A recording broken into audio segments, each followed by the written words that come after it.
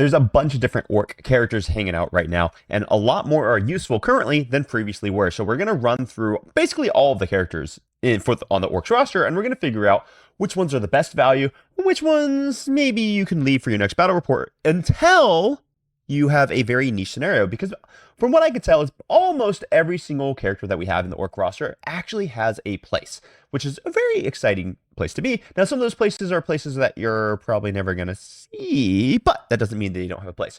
So I've separated today's video in 3 separate sections.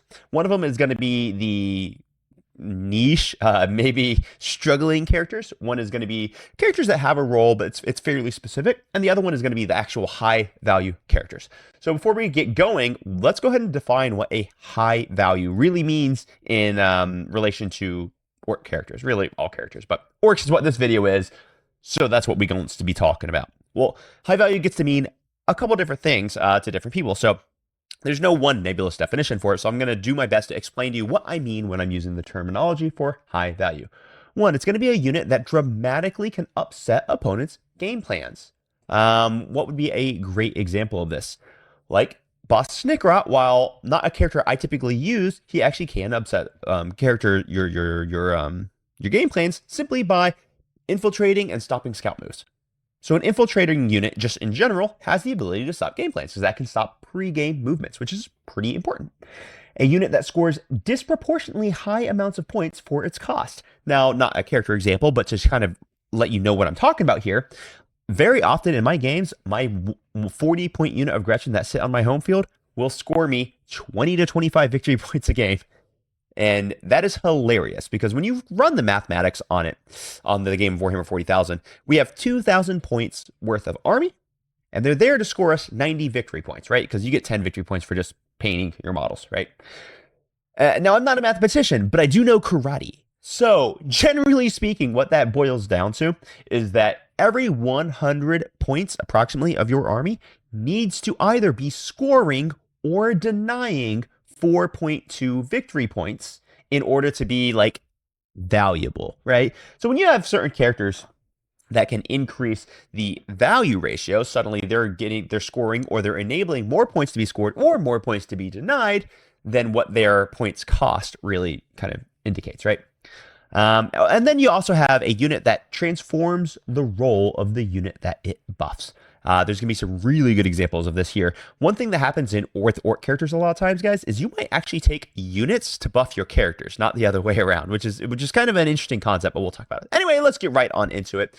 We're going to start with the lowest category of characters, not necessarily characters that are bad, although some of them are bad, but characters that have very niche roles. So let's just start with generally not good characters / very niche roles. And I'm going to start with a fan favorite. I know everyone hates me for this, but listen, I'm not saying that there's no role for it, and I'm actually going to list out some of them for you so that if you want to try them out, I'm going to show you how to do it.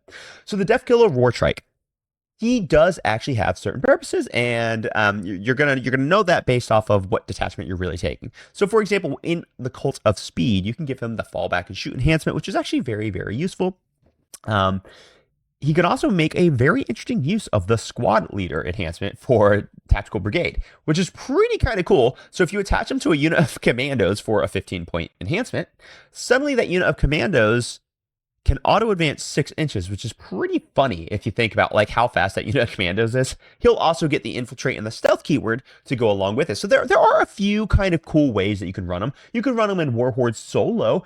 I mean, you could also attach them, but you could run them in solo, and you could give them the Super Cyborg body, which will give them a 4-up field no pain, which makes him a fairly tough solo character that has a massive base that can be very useful for doing things such as move blocking, etc., stuff like that. So he's not useless. There actually are ways to do him. I just never find him ever making it into any of my lists, simply because other units tend to do that role a little bit better. Now, then we get onto the Warboy. The Warboy, guys, I'm just going to say, I have no idea how to make that piece of garbage work. The Warboy is such a cool freaking model. He's very, very cool. He honestly has an ability that doesn't really sound too terribly bad. The problem is when it goes off. So his ability is, in your opponent's command phase, you can select one enemy unit within 18 inches of and visible to the Psyker and roll a d6. On a 2-up until the start of your opponent's next command phase, they are confrazzled, which means each time a battle shock or a leadership test is taken for it, subtract 2 from the test. The fact that this happens in your opponent's command phase is exceptionally hard to ever pull off, which is why you pretty much never see Warboys taken ever. Now, if that was at the end of, say, your movement phase and it lasted through your opponent's phase, it's honestly not a bad ability. It could stack with some really interesting things. We could actually really see them going, but it is what it is. Then we have the Pain Boss. The Pain Boss is a cool little model. I can't find any good use for him ever since Mazrog Scragbad got his big nerf. He used to have like a niche role where you could take him solo and he could just be healing Mazrog 3 wounds every single turn. Now it's kind of like, why would you ever take him when you're probably going to be leading your Beast Snagas with a Beast Boss who costs like, what, 10 points more? Like, there's basically no reason to take him. But then the Beast Boss on Squigosaur himself. Now, he does have some actually pretty interesting roles. So, for example, in the Big Hunt, you could have him leading a unit of Squigogs and giving them a Scout 9, which is very powerful and very, very useful. He also can be fairly interesting for coming in from rapid ingress and then trying to set up free heroic interventions where they get +1 to charge. So there is some use case for him, but overall the guy is just too expensive and the buffs that he gives just isn't really good for the unit that he has to lead. So it's been a problem. That doesn't mean that you'll never find a role for him, but you're probably not ever going to see him in too many competitive lists unless the Big Hunt happens to get a big buff and we start seeing people take that more often. Now, we've got a few more generally not good characters or very niche characters, and then we're going to get into like the solid characters. And then after that, we'll get into like the really high value characters. I'm going to talk about why everything is just like I've been doing. I'm going to give you examples of how to run them.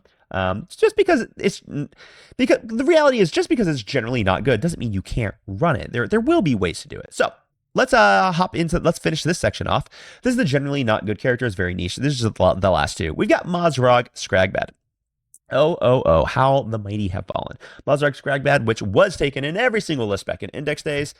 Now, in the Codex, he just sadly doesn't have the role. Now, I've been playing with him a lot recently because I've been hypothesizing and I've been trying to figure out exactly how I can make him work because I love him. He's like my favorite model in the game. Or, well, not my favorite model, but he's very close. I love Mazrog Scragbad. So I've been taking him in Warhorde because just as a solo character at 165, you can make him -1 to wound. But he's at T8, so T8 -1 to wound. He's got the 4-up invuln. He's got the 5-up Fiona Pain. He can still just spike damage like no one's business. He's got the anti-monster vehicle keyword. He is a big distraction effect that needs to be dealt with. The problem is he can just be dealt with. It's not like it's all that hard. And losing a few of the keywords on some of his abilities really hurt quite a bit. They made him a leader, which people thought might be good, but then we realized it's just not that good because the unit he leads, of course, is going to be Squigog Boys, which by themselves are just very hard to use right now, very overcosted for what they do. They don't even really serve the role that you want to take them for. And the buff he gives them is they fight on death on a 4-up, and it's like, you probably just don't want to take that unit anyway, so the buff he gives is very not great. And it's not even like he doesn't even give the buff to himself if you wanted to take him solo. I also tried experimenting with him when I was running him in tactical where he could order himself to have stealth. And honestly, stealth with that profile, kind of hard to deal with. But it just turns out that it's just 165 points I'd much rather have elsewhere. It doesn't mean he was useless. He did some things, but I just got to be honest, his leader ability is baddish on a wildly overcosted unit, and there's not much of a place for him now, but I don't think it's too hard to fix. And I did experiment with him. If you want to take him casually and have fun with him, you totally can. You really, really can. He did work in Horde and he did work in Tactical. He just wasn't optimized, so I'm not taking him in my optimized list. And then lastly, we're going to talk about the mech. And the Humble Mech, guys, honestly, he's really not a bad unit. So maybe he doesn't actually deserve to be in this section because he's really not a bad unit. Just for the points, I'd almost always rather have an extra unit of Gretchen, for example. Now, I would say that in Tactical, specifically, he's actually a really good bearer for the God Boomer enhancement because you can give him like that lone op by having him close to one of the trucks, and then he can give the extended range orders. So he has some uses. So I wouldn't necessarily. So he's not really a not very good character. It's just I didn't really know where else to put him, but there is some uses for the mech. Now let's get into some of the characters that we're excited to be running, but have very specific roles. So these are useful characters in very specific roles. So let's talk about Zodgrod Wartsnagger first.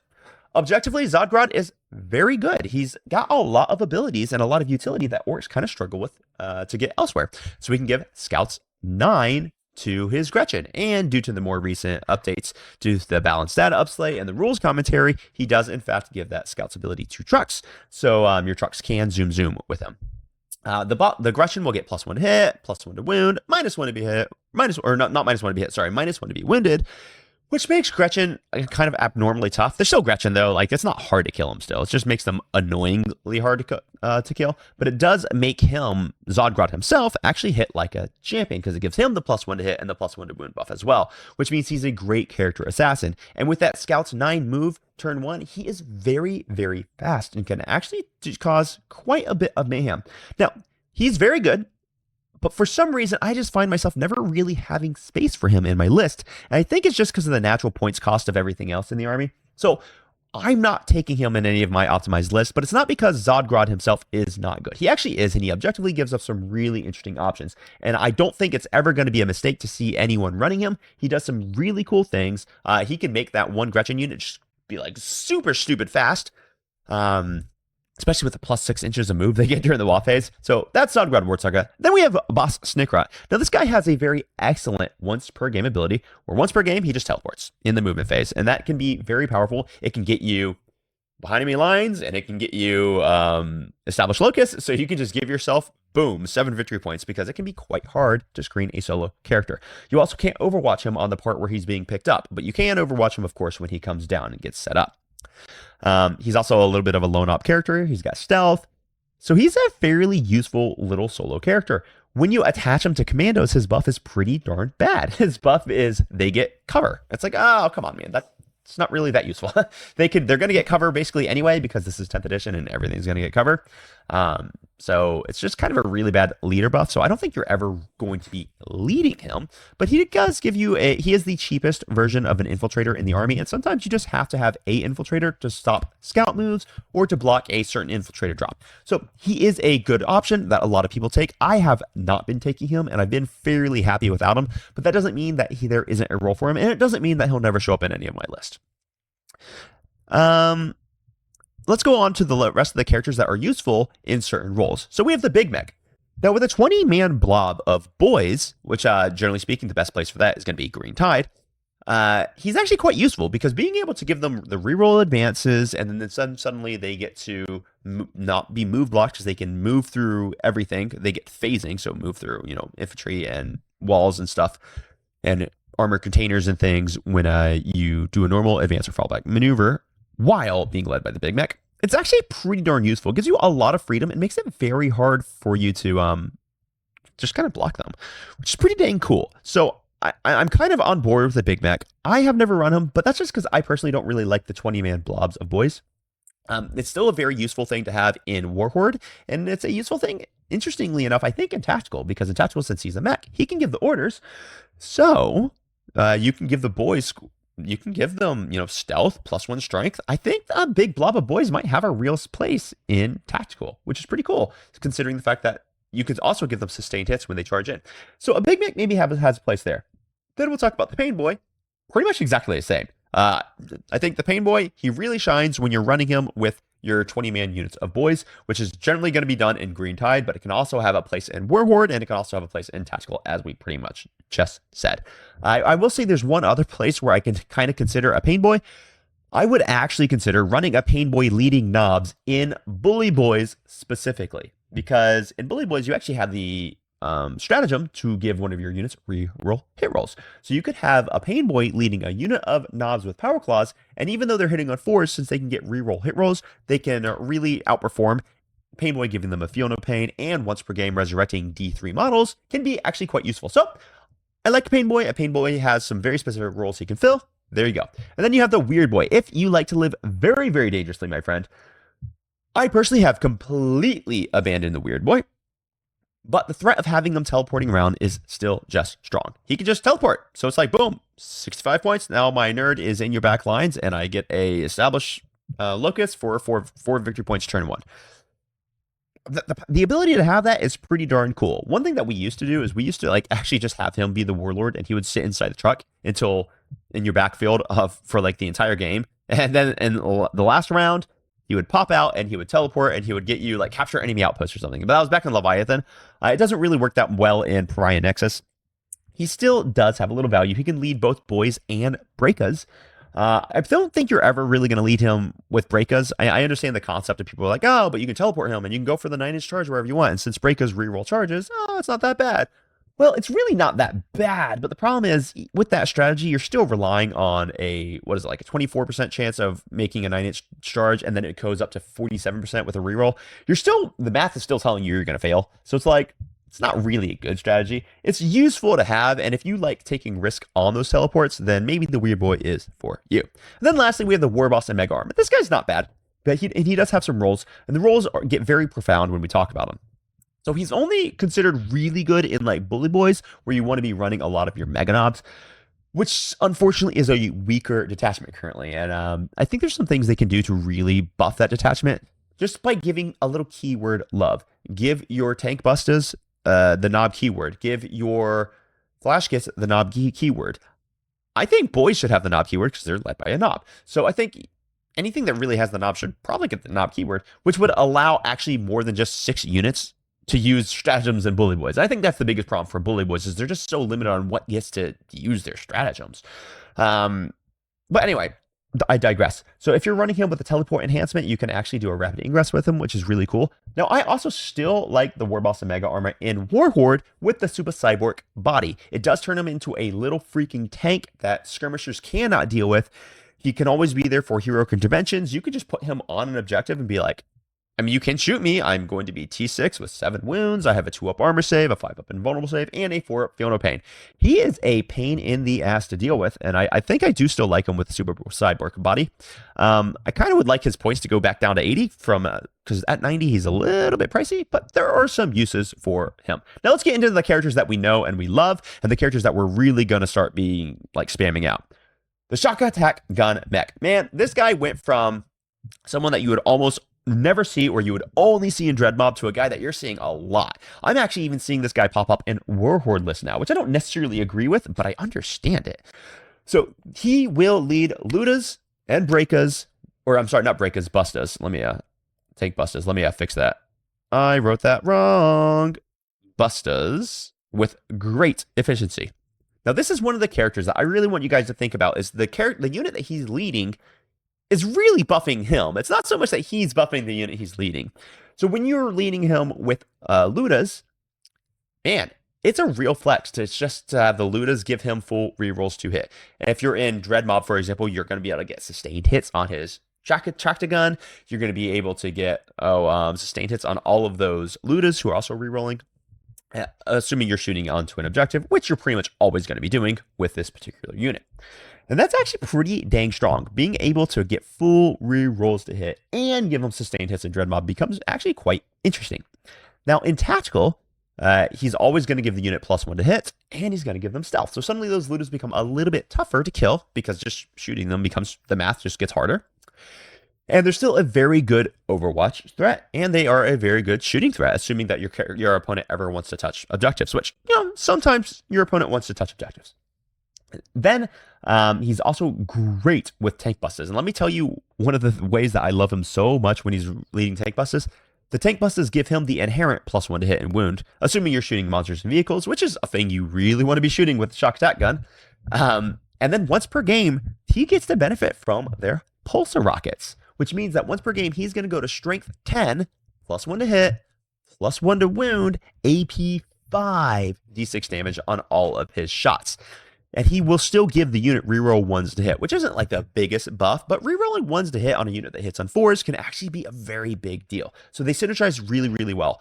So this unit works super great in both Dreadmob and Tactical, but I am seeing him popping up in Horde a little bit, and some people are liking him there. That's not my forte, running him in Horde, but hey man, more power to you, and it's not a bad choice. That's for darn sure. So Shock Dot Gun. Great value character. You're seeing him pop up a bunch for 65 points. He does great work. Not to mention, he also causes that Battle Shock, which don't sleep on the Battle Shock. Battle Shock can be huge.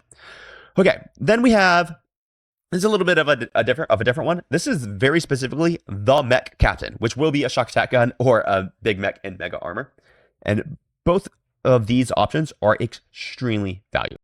So when we are running them, you're going to take them and they're going to lead either Flash Kits or Tank Bustas. Now, if it's the Mega Mech, you called Mega Mech for the big mech and mega armor, then he can only do the flash kits. But the shock attack gun mech can lead either your tank buses or your flash kits, or Ludas, of course, but you're not going to waste this enhancement on Ludas. So, only gets for the Mega Mech, whatever for the other ones. But the answer is always going to be gets, mind you, because flash kits, when they get rerolls, become an infinitely more powerful unit.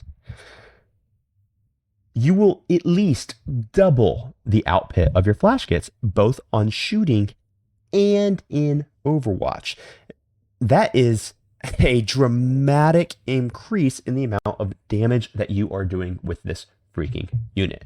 Now, when the Mega Mech is in particular leading the flash kits, he also gets to resurrect a flash kit every single command phase. Interestingly enough, it says in the command phase, which is the same time when you issue orders. So if you fail the leadership test for the giving the orders and say you take 2 mortal wounds and a flash kit dies, well, just go ahead and resurrect it because you get to resurrect one in every single command phase. Then they will, in addition to all of that benefit, get a 4-up invulnerable save against shooting thanks to the Mega Mech's special abilities.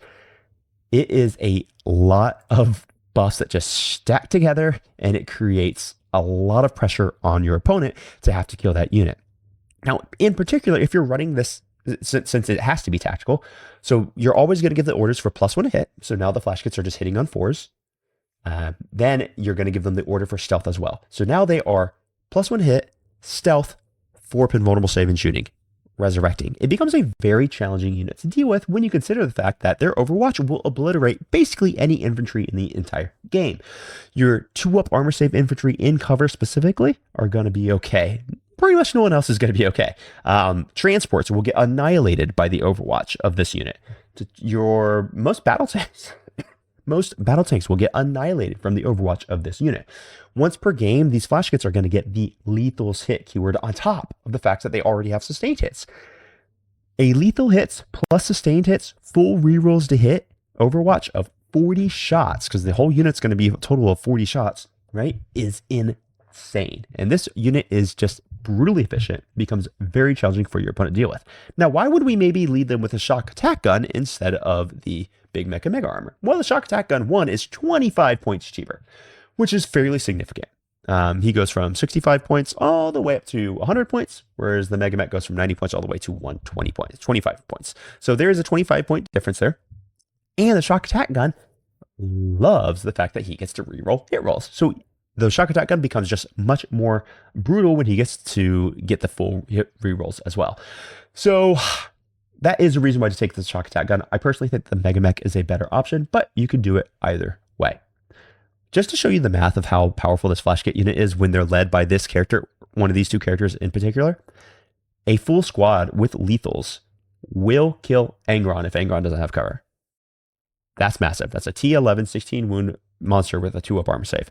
Now, if he does have cover, they're going to deal 8 to 10 damage to him, which is still a ton of damage. And that's not including the damage from the shock attack gun or the custom Mega Blaster, which the Mega Mech is going to have. So that is still a lot more damage that is potential. Lethals hits everybody, and all the sustained on all of the flash kits guns specifically is just an absolute ton.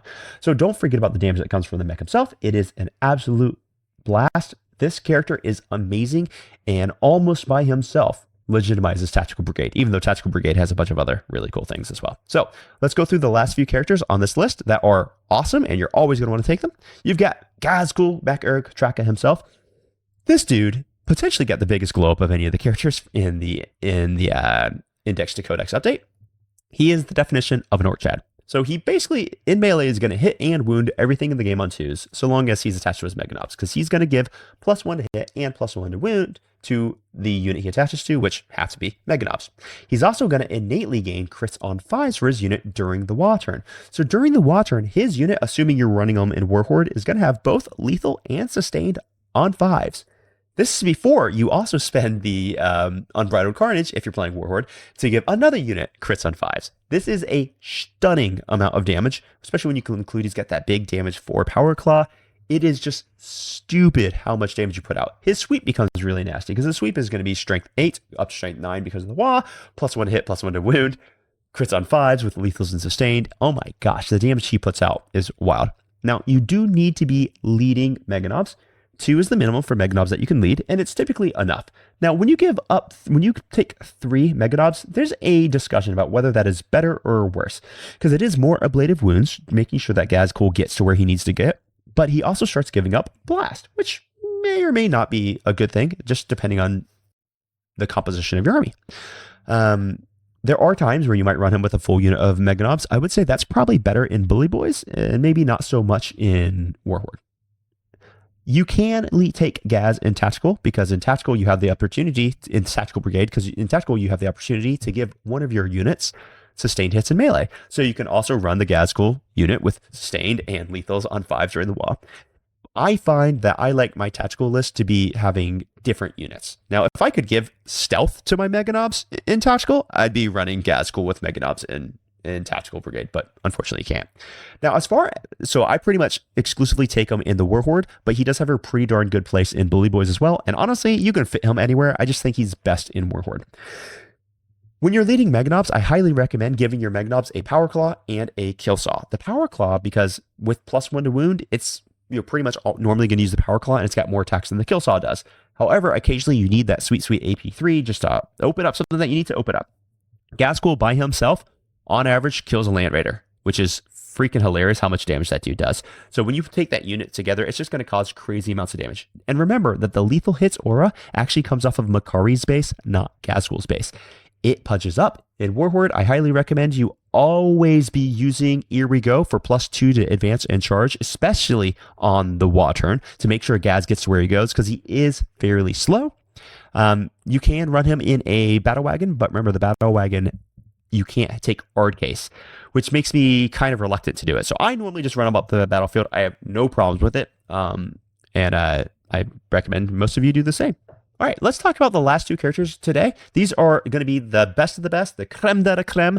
These are the greatest freaking characters in the Orc Codex, and we love them. So you get the Humble Warboss. This guy rocks. He's our favorite legend with a Power Claw who's going to go slap your opponents into a silly, silly oblivion. This guy somehow survived all of 10th edition at 65 points and only very recently went up to 75 points. Now, 75 points is probably correct for him, but man, I can't believe he stayed 65 for so long. He's an incredible choice for leading Knobs, Boys, or Breakas. He will enable the Power Claw Knob unit. Otherwise, Power Claw Knobs basically only hit on 4s, which is pretty bad, especially when you think about the amount of -1 to hits modifiers or -1 weapon skill modifiers throughout the game. It's just really bad for a dedicated melee unit. But when the Warboss leads them, he gives them that sweet, sweet +1 to hit, which takes them to hitting on 3s, which is much more acceptable, especially if you're running it in like Warhorde or Tactical, where you can spend a CP to give them sustained hits. It becomes much more acceptable. Okay.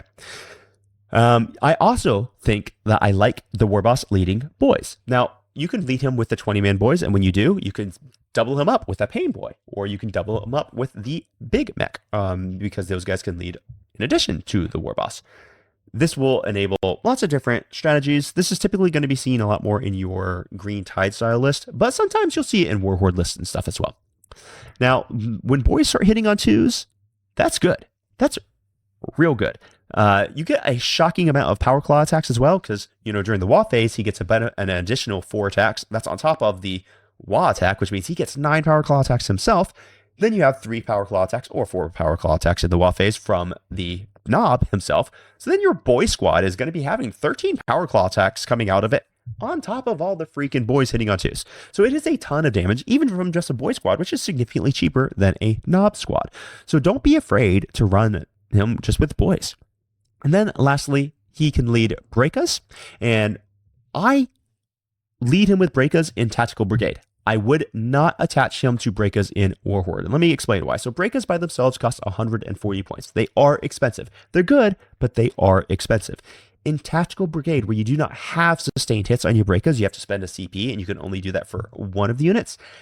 In order for them to deal the damage that they need to deal, they have to hit on 2s, because you have no sustained hits to really provide you with a buffer for that. So sometimes you really need to lead them with a Warboss if you're taking him in Tactical Brigade. In Warhorde, for 140 points, the Breaka Boys just on their own have sustained hit 6, or sustained hits 1, not sustained hit 6. And you can always buff that with Unbridled Carnage to have them sustained hits on 5s, or critical hits on 5s is what I mean. This will be just sustained hits 1, but critical hits on 5s, which decreases the pressure on needing to lead them. So in Warhorde, I have my Breakas unled. In Tactical, I lead them with a Warboss. And then if I was playing Dread Mob, I got to be honest with you guys, I'm probably going to be leading them with a Humble Mech. Because in Dread Mob, you can give them +2 AP on critical hits. And since they've got anti-vehicle monster 4-up, they can just get straight AP 4 in melee against monster shaped vehicles, which is a real flex. So there's a couple different ways that you can run your Breakas, just you know. But for my Warboss himself, I love him with knobs, I love him with boys, I love him with Breakas in Tactical specifically. I think that's basically everything I have to say with the Warboss. He's cheap. You're gonna run, those are units that you want in literally every single detachment, so you're always gonna see him. He is an amazing character that's just has crazy high value. He provides an incredible buff to most units. Knobs, in addition to getting +1 to hit, they also become -1 to be wounded if strength is higher than toughness when they're led by a Warboss, which is just so darn good. He enables 2 characters to lead Boy Squad. He is just the man. He rocks. And then lastly, the last character that we're going to talk about on today's video is the Beast Boss. The Beast Boss, this guy by himself, he's going to dramatically transform Beast Snaga Squad from an anti-infantry unit to an anti-everything bomb. This dude is a total freaking legend. The only target that a unit of Snagas that are led by him don't really like is going to be a 2-up armor save infantry squad with an AOC-like strat, whether that's going to be Hearthguard or it's going to be Terminators. Those are really the only units this squad doesn't want to go into. He costs 80 points, plus 95 for the Beast Snagas. The unit is 175 before enhancements, and they're typically going to be taken with a truck to deliver them. That 175 points goes and mercs tons of things. The Beast Boss himself, hitting on 2s, gives +1 to hit to his squad. When he charges, he gets the Devastating Wounds keyword, and he has anti-monster vehicle 4-up, which means he buffs the Snagas buff him, because the Snagas have the ability to reroll all hit rolls against monsters and vehicles. So if you're in Warhorde, what you do is you spend 1 CP to give them Unbridled Carnage, so they're critting on 5s. You fish for crit hits on 5s, and then you go with the Beast Boss in particular, and then you're going in with just hoping you get enough 4s to cause crazy devastating wounds. I think on average, when you use Unbridled Carnage, he's going to cause like 10 devastating wounds to monsters and vehicles by himself. It is silly. And then without Unbridled Carnage, he's going to be causing like 6 devastating wounds by himself, which is still a massive amount of devastating wounds. They hunt like taints, they hunt big monsters, they hunt things like the Silent King, which is something that most people really just can't say. Before we got the addition of Breakas and Tank Busters, this is how we dealt with scary monsters and vehicles, and I'm here for it. You could use them in a bunch of different detachments. We talked about how to do them in Horde, but you can use them in Bully Boys because he has the Warboss keyword. So suddenly his unit will get 2 turns of Waaagh, which is very, very good. You can use them in the Tactical Brigade, and I do use them in the Tactical Brigade. And you can basically do the exact same thing that you do with them in Warhorde, because you can give them sustained hits. Not to mention, you can give the Beast Snaga boys strength 6 outside of the Waaagh just by ordering them. You can get them to strength 7 during the Waaagh, even without using a kill rig, which kill rigs still suck. They are so many things that you can do with Beast Snagas in so many different detachments. And then in the big hunt, you can turbocharge one of them by giving them the Propakili enhancement to give them damage 3. These guys are awesome. They're super viable. They can go in basically any detachment in the entire codex, and they're going to be good there. The really specific enhancements that you're going to want to put on this guy is Follow Me Lads. If you're running Warhorde, to give his unit +2 inches to move, it makes them zoom fast. Edwap's Kill Choppa, while I don't really like this enhancement, some people do, and I kind of understand it, because it gives him just permanent devastating wounds, so he doesn't have to charge to get devastating wounds. But since he's already has devastating wounds kind of baked into his data sheet, I find that I don't really ever... If I'm getting charged, I'm going to get killed. My entire unit's going to die anyway. So I tend to find that it's kind of useless to put that on him. But if you have points for it, it's not bad. Propakili gives him damage 3. That's going to be in the big hunt. And then honestly, even Squad Leader, if you're taking Tactical Brigade, is really good for this guy. Because when you lead a unit of commandos with him, don't forget, he gives the commandos +1 to hit. It turns the commandos into a very, very fearsome turn 1 unit. Now, it's not a tactic that I am really using currently, But if you really want to break it down, having commandos deploy, say, 9 inches away from your opponent's deployment zone, led by a beast boss, because he can do that with squad leader, which is really cool. Now suddenly those commandos go to hitting on 2s instead of hitting on 3s, and the power claw and the breacher ram hit on 3s instead of 4s. They get to move 6 inches, they throw their squig bomb, they shoot their rocket launcher, they get to reroll charges, because you're going to order them to reroll charges, and you're also probably going to order them to have +1 strength. And then you charge in and you spend a CP for sustained hits. That unit can just really pop a lot of things turn 1 that your opponent is not prepared to have pop turn 1. So it's not a bad choice. It's not something that I'm currently running. I found I do better without the squad leader enhancement, but it really is pretty sick. So the Beast Boss is probably the most useful of all of the, or highest value of all the characters in Orks right now. The Warboss maybe has something to say about that. I'm not sure which one is. Then we love Ghazghkull Thraka. He's got tons of value behind him. The mech captain specifically, enhancement on a shock attack gun or mega mech is bonkers powerful. The shock attack gun guy is awesome. Then we've got a whole bunch of other characters that, while some of them aren't quite as high value as others, they all have their place. So guys, Orks are in a great place. I'm having a blast with them, and I hope you are. Hopefully this video helps you out. Until next time, krump on. Bye-bye.